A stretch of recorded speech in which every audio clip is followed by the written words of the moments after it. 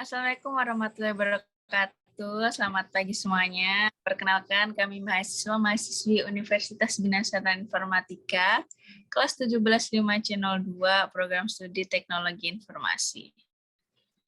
Di sini kami akan mempresentasikan proyek tugas kami, mata kuliah Code Computing, yang diampu oleh Bapak Sulistianto, SWMMM.Com.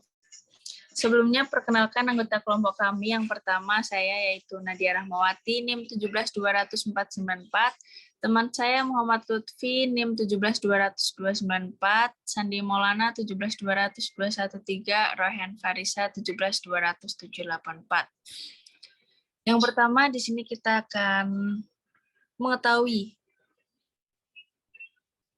dari pengertian code.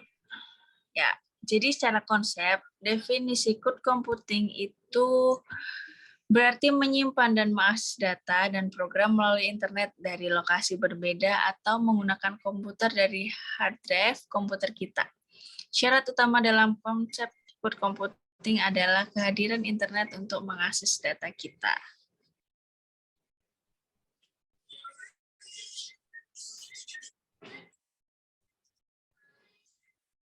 Satu, SaaS atau Software as a Service.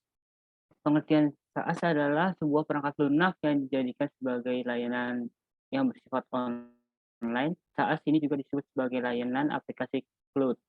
SaaS memanfaatkan internet untuk menjalankan aplikasi yang dikelola oleh vendor pihak ketiga.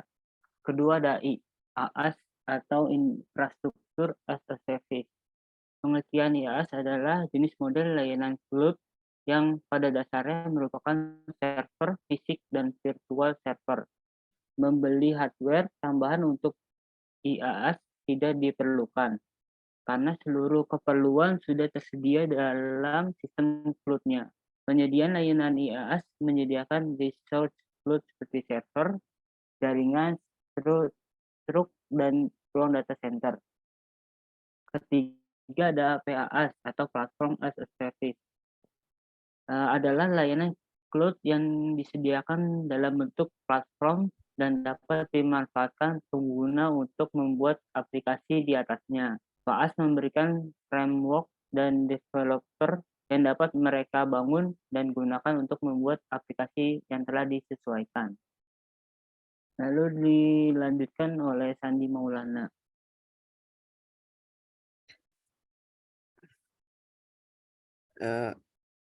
GitHub sini GitHub, pengertian GitHub. GitHub adalah website yang digunakan untuk menyimpan dan mengelola suatu project. Kita dapat membuat atau mengupload source code kita ke server GitHub dan kemudian melakukan coding secara online. Hal tersebut dimungkinkan karena GitHub dibangun di atas dua sistem utama, yaitu version control dan Git. Version control adalah sistem yang mencatat semua perubahan kode pada project, sedangkan Git adalah sebuah distributed version control yang membuat riwayat perubahan kode bisa diakses oleh semua orang di dalam project, bukan hanya pencipta kodenya saja, seperti di version control biasa. Fungsinya itu memudahkan kolaborasi pengerjaan project, fungsi memudahkan pengerjaan project. Fungsi GitHub yang paling utama adalah memudahkan kolaborasi dalam menjalankan project dengan distributed version control. Semua developer atau anggota tim bisa mengakses dan mengelola kode di satu tempat, misalnya melakukan review code atau bersama diskusi perbaikan bug dan sebagainya. Yang kedua itu fungsi dari GitHub sendiri mencegah perubahan kode yang bisa merusak kode aslinya. Dengan fitur branch atau cabang dari kode utama project, sehingga dapat melakukan perubahan pada kode tersebut tanpa berefek langsung ke kode utama. Sangat berguna bila ingin memperbaiki bug atau mencoba menambahkan fitur-fitur baru pada project tersebut. Yang ketiga itu bisa sebagai portfolio buat developer itu. Fungsi GitHub yang terakhir adalah sebagai portfolio. Di GitHub dapat mengatur project atau kode yang sedang dikerjakan untuk ditampilkan secara publik. Hal ini menunjukkan kemampuan sebagai seorang profesional. Ya, untuk selanjutnya dilanjutkan kepada Royhan Farisa. Silahkan. Ya, terima kasih. Cara menggunakan GitHub. Pertama, buat akun dulu. Pertama, kunjungi website www.github.com. Lalu, klik in app untuk membuat akun baru. Masukkan informasi yang dibutuhkan, seperti email, password, hingga username. Bila ingin mendapatkan berita kita terbaru email Anda, ketik Y, bila tidak, Anda ketik N. Selanjutnya, Anda mengerjakan puzzle singkat atau CAPTCHA sebagai langkah verifikasi, lalu klik Create Account.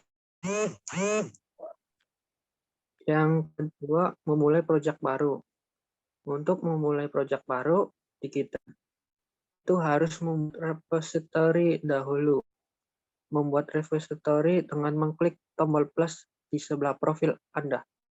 Lalu klik New Repository. Repository name adalah sebaiknya menggunakan nama yang sederhana dan mudah diingat, misalnya Project Perdana 2022, deskripsi, atau keterangan repository bisa mengisi dengan tujuan membuat repository ini.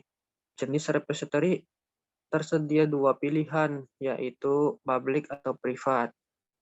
Public artinya orang lain bisa lihat repository kita, sedangkan privat hanya kita yang bisa mengaksesnya. Bila sudah mengisi semua kolomnya, klik Create Repository. Yang ketiga, membuat file kode. Ya, pada gambar pertama, untuk membuat file baru, klik Creating a new file, seperti gambar di samping ini. Yang kedua, masukkan nama ekstensi file tersebut sesuai dengan bahasa pemrograman yang digunakan. Misalnya, index PHP jika menggunakan bahasa PHP. Klik Commit New File untuk menyimpan file tersebut di GitHub. Selanjutnya, yang terakhir itu adalah contoh tampilan file index PHP yang sudah berhasil tersimpan di repository dan sudah siap digunakan.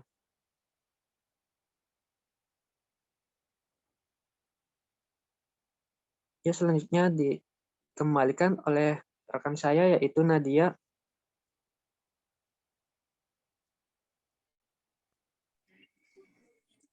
Ya, baik teman-teman. Itu tadi adalah presentasi proyek tugas code computing kami. Semoga dapat bermanfaat untuk kita semua. Kurang lebihnya, kelompok kami mohon maaf. Wassalamualaikum warahmatullahi wabarakatuh.